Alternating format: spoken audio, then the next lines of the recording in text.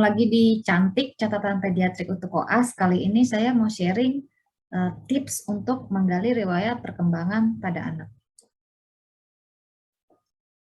Riwayat perkembangan tuh kita bagi dua kalau di anak. Di bawah 5 tahun kita pakai Denver, atau kalau di puskesmas bisa pakai KPSP. Di atas 5 tahun kita harus menanyakan riwayat sekolah dan akademisnya. Nah, kalau di bawah 5 tahun, kita harus mengevaluasi 4 ranah perkembangan ini: motorik kasar, motorik halus, verbal, dan personal sosial. Nah, adik-adik bisa mendownload Denver, dan ada juga buku panduan untuk melakukan Denver ya, itu bisa dicari di internet. Jadi misalnya usianya 12 bulan ya, ditarik garis ke bawah 12 bulan, lalu yang dilewatin garis ini kita cek apakah sudah bisa atau belum gitu ya. Misalnya apakah dia sudah berdiri 2 detik, apakah dia menengok jika namanya dipanggil, misalnya seperti itu. Apabila dia melewati garis yang hijau, itu dia seharusnya sudah bisa, karena sebagian besar anak sudah bisa melakukan tugas-tugas tersebut. Nah, untuk Denver sendiri, saya tidak akan melakukan pelatihan Denver pada saat ini, hanya pada saat nanti ujian pasien. Kalau ditanya, kamu tahu dari mana? Kalau umur sekian tuh harusnya udah bisa apa, udah bisa apa. Itu jawabannya standarnya Denver 2. Satu lagi, kita harus belajar red flag. Ya, red flag ya. Nanti adik-adik bisa mencari di internet ya. Red flag itu adalah alarm bahaya dari perkembangan. Misalnya contoh ya, 2 tahun belum ada satu kata pun gitu. Belum, harusnya kan sudah bisa membuat kalimat. 18 bulan nggak ngomong satu patah pun gitu ya. Nah, itu red flag. Atau head lag ya. Head lag itu kepala gitu ya, kontrol leher, kontrol kepala, tidak ada kontrol kepala di atas misalnya 4 bulan. Kapan tuh head lag masih tetap ada? Nah, jadi ada red flag tertentu yang kita harus hafal itu gitu. Dan biasanya kalau ujian pasien kan pastilah bisa melihat buku kan pada saat mengevaluasi pasien, membuat status. Jadi ya tinggal dibuka Denver-nya, tinggal dibuka catatan red flag-nya untuk melihat apakah anak ini sudah waktunya untuk dikonsul ke ahli yang lebih tinggi atau ada masalah perkembangan atau enggak. Ada tambahan di Denver yaitu tes perilaku, tapi ini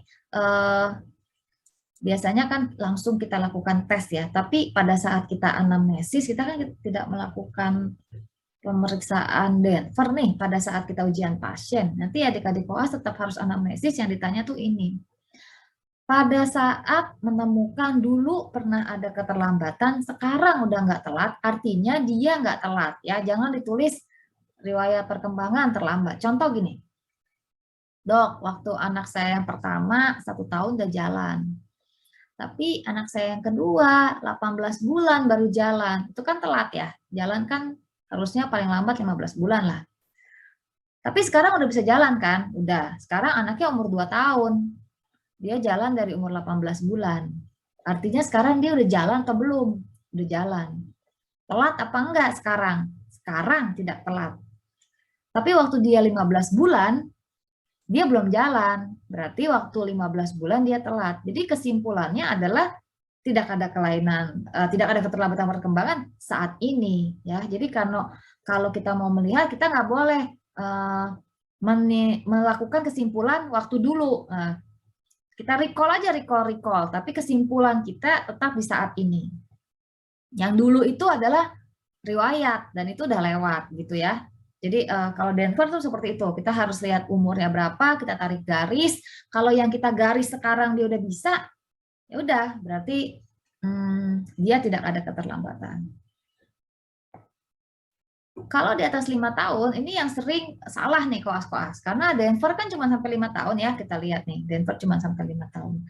Kalau dia di atas 5 tahun, tanyakan riwayat sekolahnya. Sekolahnya di mana? Misalnya nih, jebakan ya. Sekolah kelas berapa, Bu? Kelas 4 SD. Naik terus nggak? Oh, selalu naik.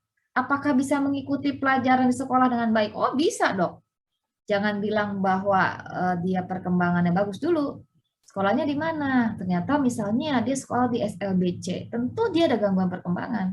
Tapi karena sekolahnya sesuai dengan kemampuan dan diagnosisnya, sehingga dia bisa meng-catch up pelajaran seperti itu. Lalu kita tanya skornya reguler apa enggak, apakah dia homeschooling, apakah dia lulus SD sih, tapi SD-nya ya kejar paket. Sekarang usianya udah remaja tua gitu ya, udah hampir nggak bisa disebut sebagai anak lagi gitu, udah mungkin 17 tahun. Tapi kejar paket berarti kan ada masalah gitu dengan perkembangan dia selama ini. Apakah dia sekolah di sekolah inklusi atau apakah dia punya shadow teacher ya yang harus mengulang-ulang semua pelajaran gitu. Apakah ada masalah di situ? Terus sekarang kelas berapa? Pernah tinggal kelas atau enggak? Bagaimana dengan prestasi belajarnya? Apakah dia mampu berorganisasi? Kita akan bisa melihat personal sosialnya dengan apakah dia punya banyak teman. Misalnya, apa sih hobinya? Kita bisa tanya.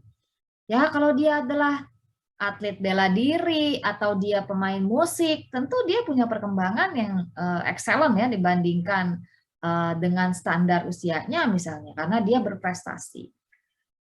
Nah, hal tersebut harus membuat kita mengambil kesimpulan, apakah perkembangan pasien ini sesuai usia atau tidak. Yang penting kita tahu standarnya. Setelah melakukan anamnesis, jangan lupa kita tulis perkembangannya sesuai atau tidak. Kalau ada keterlambatan perkembangan, harus ada nanti didiagnosis. Ya, jangan sampai nanti mentang-mentang pasiennya, misalnya kamu dapat pasien ujian demam tifoid, yang penting mah nanti terapinya demam tifoid paham, yang penting nanti bisa menjelaskan patofisiologi, tidak ya, dalam ilmu kesehatan anak, riwayat perkembangan ini merupakan ciri khas dari anamnesis kita dan dari walk up yang kita lakukan kepada pasien. Mungkin itu saja, terima kasih.